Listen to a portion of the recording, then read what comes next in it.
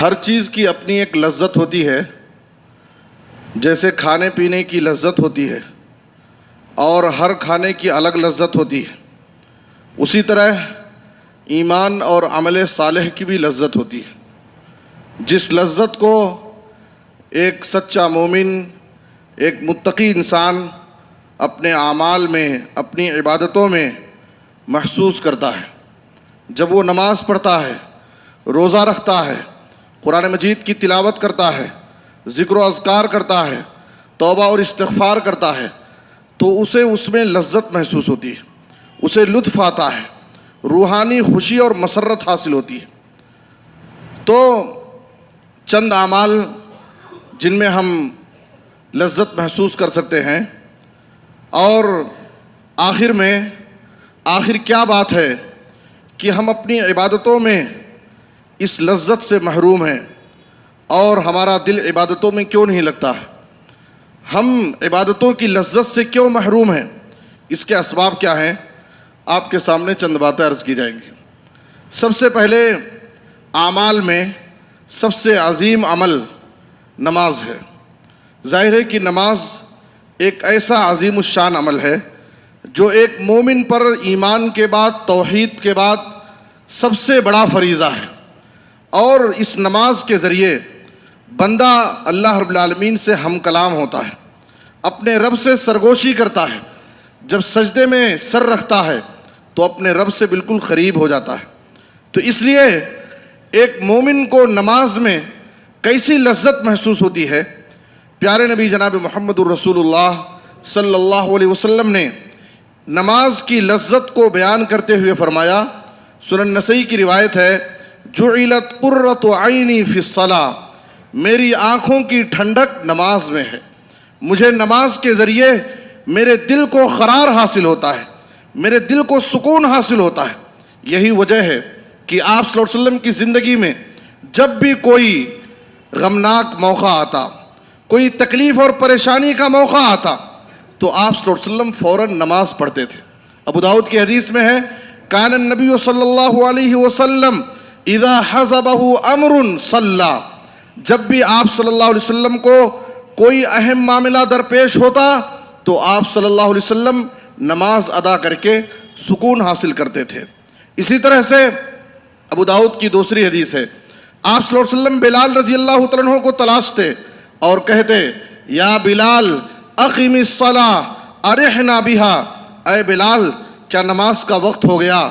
نماز کے لیے اقامت کہو، نماز قائم کرو، تاکہ میں نماز کے ذریعے راحت حاصل کروں، نماز کے ذریعے اپنے غم و فکر کو دور کر لوں اور میں اپنی زندگی میں سکون حاصل کر لوں۔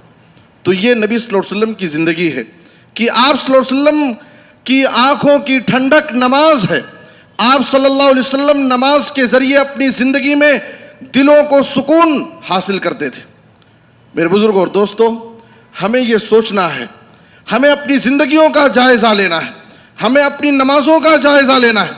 کیا واقعی ہماری نمازیں ہماری آنکھوں کی ٹھنڈک ہے؟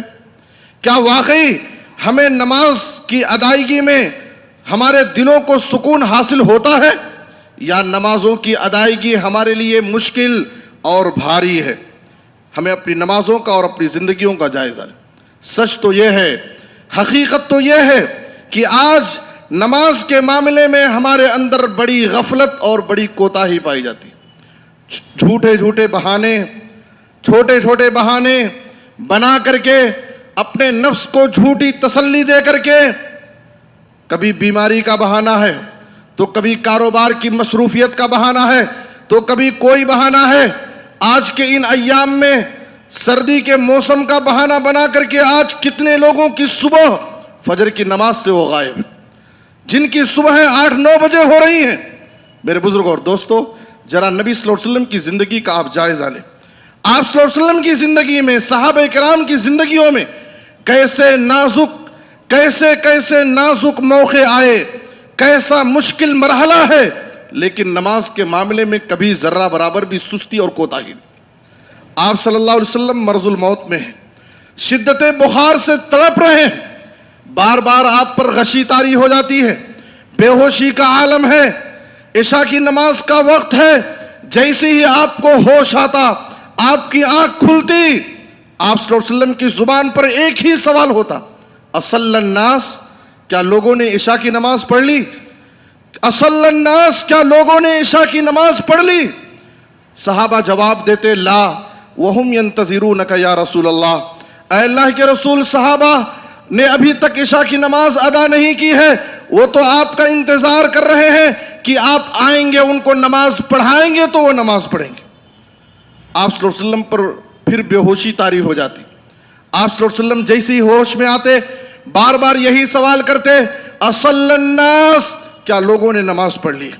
بالآخر جب آپ کو یہ یقین ہوا کہ میری بیماری بڑھتی جا رہی ہے اور میں مسجد جا کر کے صحابہ کو عشاء کی نماز نہیں پڑھا سکتا، تو آپ نے صحابہ سے کہا، مرو ابا بکر فلیصلی بالناس، ابو بکر صدیق کو کہو کہ وہ لوگوں کو نماز پڑھا دیں، آج میں مسجد آ کر کے نماز پڑھانے کی اپنے اندر طاقت نہیں پاتا ہوں۔ میرے بزرگ اور دوستو، یہ نبی صلی اللہ علیہ وسلم کی زندگی ہے۔ آج تھوڑی سی سستی ہے، کاروں میں، اے سی کار میں ایک آدمی 50-100 کلومیٹر کا سفر کر کے آتا، کیا ہے، آج میں مسافر تھا، سفر کر کے آیا ہوں، تھکا مادہ ہوں، نماز میں سو جاتا ہے، نماز سے غافل ہو جاتا ہے۔ صحابہ کرام کی زندگیوں کو پڑھو، میدان جنگ میں جہاد کر کے، جنگ کر کے اپنے گھروں کو واپس لوٹتے، راتوں کو اٹھ کر کے اللہ کی بارگاہ میں قیام کرتے، رکوع اور سجدے کرتے اور رب سے دعائیں کرتے، اے اللہ آج جو تیری راہ میں ہم نے جنگ اور جہاد کیا ہے، تو ہماری اس خدمت کو قبول کر۔ میرے بزرگ اور دوستو، یہ صحابہ کی زندگی ہے۔ صحیح بخاری کی حدیث میں ہے، خبیب بن عدی رضی اللہ تعالیٰ عنہ کے واقعے پر آپ غور کیجئے۔ خبیب بن عدی رضی اللہ تعالیٰ عنہ کو جب مشرکین مکہ حارث بن عامر کے بیٹے ان کو قتل کرنے کے لیے، سولی پر چڑھانے کے لیے جب ان کو گھر سے باہر لے گئے، سولی پر چڑھانے کا وقت ہے، ان کے قتل کا موقع ہے، تھوڑی ہی دیر میں ان کو قتل کیا جانے والا ہے، خبیب بن عدی رضی اللہ تعالیٰ عنہ ان کافروں سے اجازت پوچھتے ہیں، دعونی اصلی رکعتین، اے لوگوں مجھے قتل کرنے سے پہلے مجھے 2 رکعت نماز پڑھنے کی اجازت دے دو۔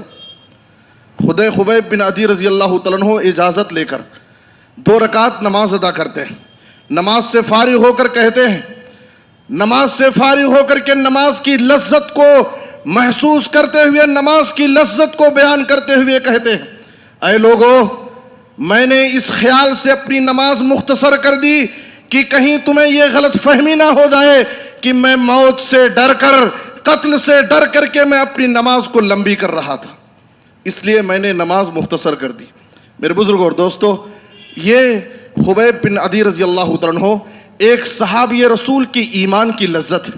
ذرا آپ تصور کیجئے یہ کیسی لذت ہے، ابھی چند لمحوں میں ان کو قتل کیا جانے والا، ان کی جان جانے والی ہے، ایسا نازک موقع ہے، لیکن پھر بھی بڑے سکون و اطمینان کے ساتھ 2 رکعت نماز ادا کر رہے ہیں، تاکہ رب سے جب میں ملاقات کروں تو میرا آخری عمل جو میں رب کے سامنے پیش کر سکوں، وہ تیرے سامنے میں سجدہ کر کے میں 2 رکعت نماز ادا کر کے آیا۔ میرے بزرگ اور دوستو، یہ ایک مومن کی ایمان، اس کے نماز کی لذت ہے، اس کی عبادت کی لذت ہے۔ حضرت مصعب بیان کرتے ہیں، عامر بن عبداللہ بن زبیر مرض الموت میں تھے، اذان کی آواز سنائی دی، فوراً وہ اٹھ گئے بستر سے، لوگوں سے کہا، گھر والوں سے کہ مجھے اٹھاؤ اور مجھے مسجد لے چلو۔ گھر والوں نے کہا، آپ تو سخت بیمار ہیں اور آپ کے لیے نماز کے لیے مسجد جانے کی آپ کو رخصت ہے، آپ آرام کیجئے، گھر ہی میں نماز پڑھ لیجئے۔ انہوں نے کہا، جو بستر مرض پر تڑپ رہے تھے، عامر بن عبداللہ بن زبیر نے کہا، اسمع منادی اللہ، میں اللہ کے منادی کی آواز سن رہا ہوں، اسمع داعی اللہ افلا اجیبہ، کیا اللہ کے منادی کی آواز سن کر کے میں کیا اس کی دعوت پر لبیک نہ کہوں؟ کیا میں مسجد جا کر کے نماز نہ پڑھوں؟ یہ میرے لیے کیسے ہو سکتا ہے؟ اس لیے مجھے میرا ہاتھ پکڑو، مجھے سہارا دو، مجھے مسجد لے چلو۔ گھر کے لوگ ان کو پکڑ کر کے لائے مسجد میں، مغرب کی نماز ہو رہی تھی، جماعت میں کھڑے ہو گئے، ایک رکعت با جماعت سب کے ساتھ نماز ادا کی، ابھی ایک رکعت ہوئی تھی، نماز کی حالت میں تھے، اسی حال میں ان کی روح پرواز کر جاتی ہے، اور نماز کی حالت میں اور بعض روایتوں میں سجدے کی حالت میں ان کی موت ہوتی ہے۔ میرے بزرگ اور دوستو، یہ ایک مومن کو نماز سے متعلق یہ دلچسپی ہونی چاہیے، اور ایک مومن کو نماز کے بارے میں یہی فکر ہونی چاہیے۔ اس لیے ہمیں چاہیے کہ اس دنیا کی زندگی کو غنیمت جان کر کے، اس کو امانت سمجھ کر کے اپنی زندگی کے ایک ایک لمحے کی قدر کریں۔ نماز جیسے اہم فریضے کے بارے میں ہم سے ذرا بھی سستی اور کوتاہی نہیں ہونی چاہیے۔ ہم گاؤں میں ہیں، سفر پر ہیں، صحت کی حالت میں ہیں، بیماری کی حالت میں ہیں، کسی بھی حال میں ہیں، نماز کے وقت میں وقت مقررہ پر ہم نماز ادا کریں، اس لیے کہ ہمیں معلوم ہونا چاہیے کہ کل قیامت کے دن جب رب العالمین کی عدالت قائم ہوگی، رب کے سامنے ہمیں تنہا کھڑا کیا جائے گا، اس وقت حساب و کتاب کا معاملہ ہوگا۔ سب سے پہلا حساب جو ہم سے لیا جائے گا وہ ہماری نماز سے متعلق ہوگا۔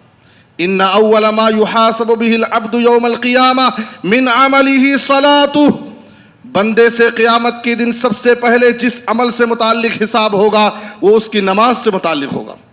اگر یہ پہلا حساب کامیاب، تو اس پہلے حساب میں اگر کامیاب ہو گئے تو سمجھیے کہ وہ کامیاب، اگر اس پہلے حساب میں ناکام ہو گئے تو سمجھیے کہ ان کے لیے خسارہ، ناکامی ہے۔